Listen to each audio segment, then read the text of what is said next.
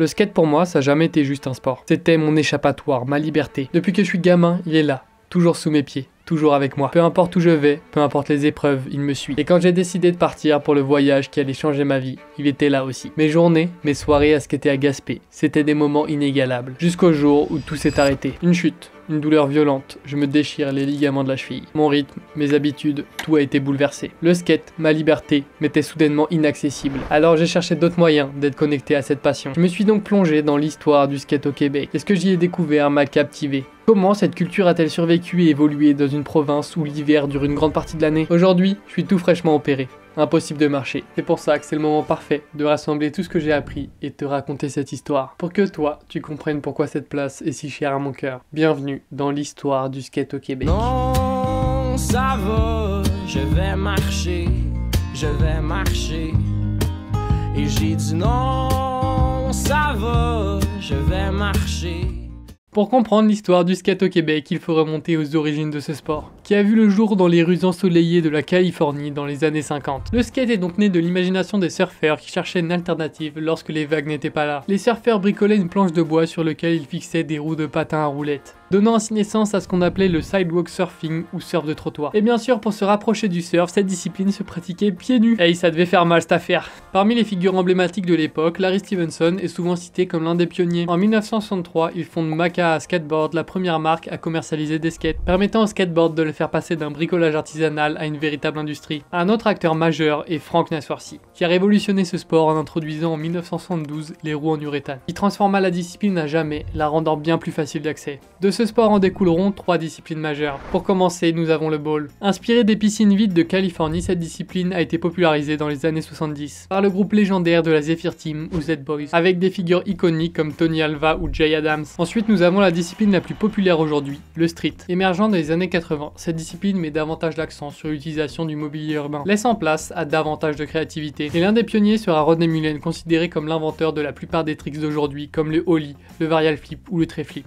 Et pour finir, nous avons la verte, très populaire dans les années 90. Née des rampes et halfpipes, cette discipline a explosé grâce à des grands noms comme Tony Hawk, qui a pas mal repoussé les limites de ce sport, inventant par la même occasion le R900, contribuant largement à sa légende. Je pense qu'avec tout ça, on a mis des bonnes bases. On peut maintenant partir sur la fabuleuse histoire du skate au Québec. Dans les années 60, alors que le Québec entrait dans une période de bouleversements sociaux avec la Révolution tranquille, une nouvelle culture fit son apparition, le skateboard. Importé des États-Unis, le roulis roulant comme on l'appelait alors n'était qu'un simple loisir. Il incarnait une forme de rébellion et d'émancipation des valeurs qui résonnaient profondément dans une société québécoise en quête de changement. Tout comme la Révolution tranquille marquait une rupture avec l'ordre établi, le skateboard séduisait les jeunes pour son esprit libre et anticonformiste. À l'époque, le Québec cherchait à se libérer de certaines traditions oppressantes et modèles venus d'ailleurs, tout comme les skateurs qui s'affranchissaient des sports traditionnels comme le hockey ou le football américain. Le skate devient ainsi un moyen d'expression, une façon pour la jeunesse de revendiquer son identité et de sortir des sentiers battus. Cependant, l'émergence du roulis roulant ne fut pas sans casse. Dans une société encore méfiante de la culture anglophone perçue comme une menace pour la culture québécoise, le skate était parfois vu comme une influence étrangère indésirable. Cela va freiner son adoption, particulièrement en dehors des grandes villes comme Montréal. De plus, les skateurs étaient très mal vus, perçus comme des délinquants, des marginaux, occupant des espaces publics aux grandes dames des citoyens et des autorités. The ordinance says, for the peace and safety of the citizens of Portland, skateboarding is banned immediately in the downtown area. Ces tensions renforçaient cependant chez les skateurs un sentiment d'appartenance à une contre-culture. Mais les obstacles pour les skateurs québécois allaient bien au-delà des préjugés, sinon ce serait pas drôle. L'hiver rigoureux, long, glacial rendait la pratique impossible pendant presque la moitié de l'année. Et je sais de quoi je parle, j'ai vécu à Gaspé. De plus, les infrastructures adaptées étaient quasi inexistantes. Et le matériel spécialisé comme les planches devait être importé du bas des États-Unis et coûtait super cher. Pourtant, ces défis n'ont fait que renforcer la détermination des skateurs. Ils formaient des petites communautés informelles qui partageaient leurs connaissances à travers des magazines américains comme Skateboarder Magazine ou tout simplement par le bouche à oreille. Loin d'être encouragés, les skateurs québécois ont tiré de ces obstacles une détermination unique. Ce contexte difficile a contribué à fabriquer une identité propre au skate québécois, où on y trouvait la débrouillardise et la créativité au centre de la pratique. Et tu vas le voir, ce sens de la solidarité et de la résistance va devenir une caractéristique clé de la scène skate québécoise. Très vite, on arrive dans les années 70 et le skateboard s'implante doucement dans les rues de Montréal. Ce sport encore marginal attire une petite communauté de passionnés. Mais tout va changer grâce à une innovation clé, les roues en uréthane. Ces roues révolutionnaires bien plus adaptées que les roues en argile permettent de grandement simplifier la pratique. Et très vite à Montréal, un lieu inattendu deviendra leur terrain de jeu favori. Et quoi de mieux que d'aller sur le spot pour vous en parler. Comment parler des spots emblématiques de Montréal sans mentionner Big O? c'est le spot incontournable de la ville. Mais pour comprendre tout ça, il faut mettre un petit peu de contexte. En 1976, Montréal accueille les Jeux Olympiques. Parmi les nombreuses infrastructures construites pour l'événement, il y a un tunnel incurvé en béton sous le stade olympique. Ce tube de béton n'était pas du tout conçu pour les skateurs à la base, mais faut croire qu'au fil des années, les skateurs ont l'œil pour repérer les bons spots de skate, comme celui-là par exemple. Avec ses courbes raides et sa structure unique, le tunnel surnommé le Big O par les skateurs deviendra leur terrain de jeu idéal. Dans les années 80, des figures emblématiques comme Mark Tison ou Barry Walash y imposeront des tricks incroyables, inspirant toute une génération. Les vidéos VHS de l'époque montrent à quel point ce spot était prisé malgré la difficulté. C'est un vrai spot de street, genre c'est compliqué à skater, puis c'est pas fait pour le skate. Ce simple tube en béton conçu pour un tout autre usage est devenu un emblème de la culture skate. À une époque où les skateparks se comptent sur les doigts d'une main, ce lieu devient bien plus qu'un simple spot. C'est un espace de rassemblement, de sociabilisation et de créativité. Mais faisons un vif arrêt sur l'aspect chronologique, parce qu'en 2011, tout s'effondre. Un projet de rénovation du stade menace de détruire le Big O. L'annonce provoque une onde de choc dans la communauté skate. Ce n'est pas juste un tunnel que les skateurs de Montréal risquent de perdre, c'est une partie de leur histoire. La mobilisation est massive. Des pétitions sont lancées, des skateurs locaux comme internationaux se mobilisent et la pression est immense. En 2013, Big O a été sauvé en étant déplacé de 25 mètres, permettant les réparations du stade. Ce fut une immense victoire pour la communauté skate. Pour célébrer cette réouverture, Barry Walash, Mark Tyson et Vance ont organisé un événement incroyable. L'ambiance était folle. J'avais envie d'être là-bas en 2013. Bon, après, je faisais cette taille en 2013, mais j'avais envie d'être là-bas. Ce fut une véritable fête remplie de mosh pits, de tricks indécents et d'une ambiance que seuls les skateurs peuvent créer. La joie de ne pas perdre ce monument était palpable. Le spot a non seulement marqué la scène locale, mais aussi rayonné à l'international. Au fil des décennies, le spot est devenu incontournable, à tel point qu'il fait partie de la liste des spots à rider avant de mourir de Trasher Mag. T'as quand même peu de spots qui peuvent se vanter d'avoir traversé autant d'années tout en restant intacts et pertinents dans le monde du skate. Si tu réalises pas encore l'ampleur de ce spot, il y a pas mal de légendes qui sont venues skater ici. Il se pourrait bien qu'il y a pas longtemps, un certain Tonio, comme membre de la Bones Brigade, y ait mis quelques tricks. Le Big O est bien plus qu'un simple spot de skate. C'est une légende vivante, un morceau d'histoire du skate à Montréal. Malgré les obstacles, ce spot continue encore d'accueillir et d'inspirer des skateurs du monde entier. Tant que Big O existera, l'esprit du skate continuera à vivre à Montréal. Aujourd'hui encore, le Big O reste un lieu incontournable. Et un rappel que les skateurs sauront toujours voir de la magie, là où d'autres ne voient que du béton. Et très vite, on arrive dans les années 90 et le nombre de skateurs ne fait qu'augmenter. On est dans l'âge d'or du skate au Québec. Mais en parallèle, elle marque aussi une époque de bouleversement à Montréal. Le Québec, encore sous le choc de la crise des années 70, voit ses quartiers s'enfoncer dans la pauvreté. Dans ce contexte difficile, une nouvelle génération de skateurs apparaît. Et au cœur de Montréal, un lieu va devenir emblématique, Peace Park. Conçu à l'origine comme un espace commémoratif pour les victimes des guerres nucléaires dans la fin des années 80 et deviendra un refuge pour les skateurs. Attirés par son granit lisse et son emplacement idéal, les skateurs s'approprient rapidement le parc. Mais après plusieurs discordes en 1992, les autorités interdisent officiellement le skate à Peace Park. Mais ça va certainement pas empêcher les skateurs de quand même y rider. Then, depending on the cop, you'd get a ticket for skating or for making too much noise, which was a bigger fine than for skateboarding. Ça a juste déclenché un énorme jeu du chat et de la souris entre skateurs et autorités. Je sais pas, j'ai donné à peu près 3-4 000 $ de tickets au fil des ans ici. Je pensais pas qu'il pouvait aller si loin pour quelqu'un qui pratique un sport. Malgré toutes les interdictions et les répressions, Peace Park devient un lieu incontournable pour le street à Montréal. Mais Peace Park, ce n'est pas seulement un lieu pour skater, c'est aussi un refuge pour les marginaux, les sans-abri et les personnes exclues par le système. Mais cette cohabitation n'est pas toujours facile, tensions et bagarres sont monnaie courante. Mais avec le temps, un certain respect mutuel s'installe. Comme le souligne David Boots dans son documentaire Peace Park. En fait, il faudrait que le parc de la Fête soit là pour faire la promotion de la paix dans le monde, la promotion de la cohabitation, de la tolérance de la différence. Il faut que les gens soient tolérants et différents. Ce lieu devient un miroir des fractures sociales de l'époque, où deux communautés marginalisées finissent par dialoguer. Pour les sans-abri, Peace Park représente un espace de tolérance relative. Ici, ils ne sont pas chassés. Pour les skateurs, c'est bien plus qu'un spot, c'est une espèce de micro-société où chacun trouve sa place. This is like a microcosm of a city in this little place. And it's surprising how well we can all coexist in something like this. So, teach people to coexist, don't sweep them under the rug. You can put a band-aid on it, but... Peace Park n'a rien de spectaculaire, des blocs de marbre, des surfaces en granit, quelques gaps, c'est tout. Mais c'est cette simplicité qui en fait un lieu légendaire. Et avec l'arrivée d'internet dans les années 90, Peace Park prend en notoriété. Aux côtés d'autres spots comme le Big O, il devient une icône dans les vidéos et parts de skate montréalaises. Pendant ce temps, en banlieue, une autre scène émerge. Tandis que Montréal possédait ses premiers spots, la rive sud, banlieue de Montréal, devenait un véritable vivier de skateurs québécois. Mais du coup, pourquoi la rive sud? C'est simple, des villes comme Longueuil, Brossard ou Boucherville avaient bien plus d'espace que Montréal. Et aussi une répression policière bien moins intense. Cet espace a permis la création de skateparks spacieux, modernes et adaptés à l'évolution de la pratique. À cette époque, en termes de skatepark, il n'y avait pas grand chose à Montréal, la plupart étaient sur la rive sud. Et le plus notable des skateparks de la rive sud sera construit dans les années 90 grâce à Denis Gagnon, qui n'est rien d'autre que le père d'un futur grand skateur québécois, Pierre-Luc Gagnon. Denis Gagnon a joué un rôle clé dans l'ouverture d'un grand skatepark intérieur à Boucherville. On a ouvert Boucherville en février 92. C'était vraiment cool. Cet espace révolutionnaire a permis à des dizaines de jeunes de pouvoir skater toute l'année et à rêver d'une carrière professionnelle dans le skate. Avant ça, c'était presque inimaginable. La moitié de l'année, le froid et la neige limitaient drastiquement le skate au Québec. C'est dans ce parc, encouragé par son père, que Pierre-Luc Gagnon, alias PSG, a fait ses débuts et a posé les bases de son incroyable parcours. Mais le skatepark de Boucherville n'était pas seulement un lieu d'entraînement. Il est rapidement devenu un point de rassemblement pour tous les talents émergents du Québec. On dirait que ça a comme regroupé vraiment tout le talent québécois, puis c'est là que la scène elle a levé pour vrai. Une véritable communauté s'y est formée où les skateurs s'entraînent, progressent et s'inspirent les uns les autres. Beaucoup de grandes personnalités de la scène skate québécoise des années 90 sont passées par ce lieu mythique. Des personnalités comme Phil Griset, fondateur de Empire, aujourd'hui l'un des plus gros détaillants de skate et snow au Québec. Ou encore Max Dufour, un skater pro qui a marqué son époque avec son style technique. Mais en vrai, le plus grand ambassadeur de cette génération reste Pierre-Luc Gagnon. PSG est sans aucun doute le skateur québécois ayant eu le plus gros impact international. Aujourd'hui, à la retraite compétitive, Pierre-Luc a gagné 8 médailles d'or au X-Games et un total impressionnant de 19 médailles. Très peu de skateurs dans le monde ont réussi un tel exploit. Il a non seulement dominé les compétitions, mais il a aussi mis le Québec sur la carte mondiale du skate. L'impact de Pierre-Luc Gagnon et de la communauté de la Rive-Sud a donné à plein de nouveaux skateurs envie de se lancer. Ça a notamment contribué à l'arrivée de skateparks emblématiques à Montréal, comme le Vans Park que j'ai visité, mais ça on en parlera un petit peu plus tard. Parce qu'on arrive vite dans les années 2000 et Montréal commence enfin à bouger et à faire des infrastructures pour les jeunes.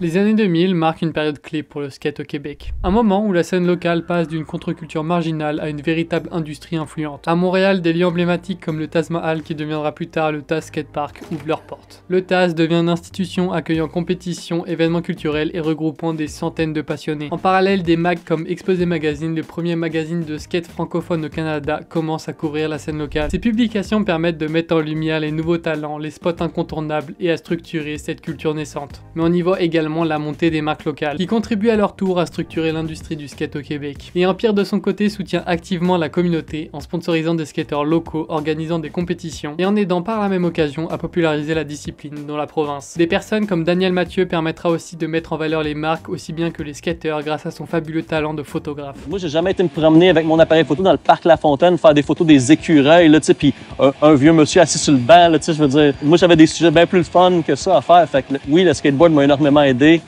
dans mon apprentissage de photographe. Mais au-delà des skateparks, c'est dans les rues de Montréal que la scène québécoise atteint un tout autre niveau. Des lieux comme le Stade Olympique deviendra culte pour les skateurs, grâce à ses longues marches, ses ledges en béton et son architecture brute. Les banks du Square Victoria, le rail de la Place des Arts et d'autres spots du centre-ville attirent non seulement les skateurs locaux, mais les visiteurs venus de partout. Ces lieux ne sont pas seulement des endroits pour s'entraîner, mais aussi pour filmer et faire des vidéos de skate. À cette époque, les vidéos de skate deviennent un moyen essentiel de se faire connaître. Et grâce à l'émergence d'internet, elles voyagent désormais bien au-delà des frontières québécoises. Cette époque marque également la fusion entre le skate et d'autres sous-cultures de la musique comme le punk, le grunge et le hip-hop. La mode baggy, le graphisme des planches et les vidéos de skate participent à l'essor de l'art urbain au Québec. Le skate devient aussi une porte d'entrée vers d'autres formes d'expression artistique comme la photo, la vidéo, la musique et même le design. Entre 1990 et 2000, le skate québécois passe d'un mouvement underground à une véritable culture établie. Les générations de skateurs des années 90 ont laissé un héritage durable. Grâce à des lieux comme le skatepark de Boucherville, le Stade Olympique ou la Plaza, à des marques locales comme Empire et à des icônes comme Pierre-Luc Gagnon, le Québec s'affirme comme une scène influente. Cette période a jeté les bases sur ce qui allait devenir une communauté florissante, pleine de talent.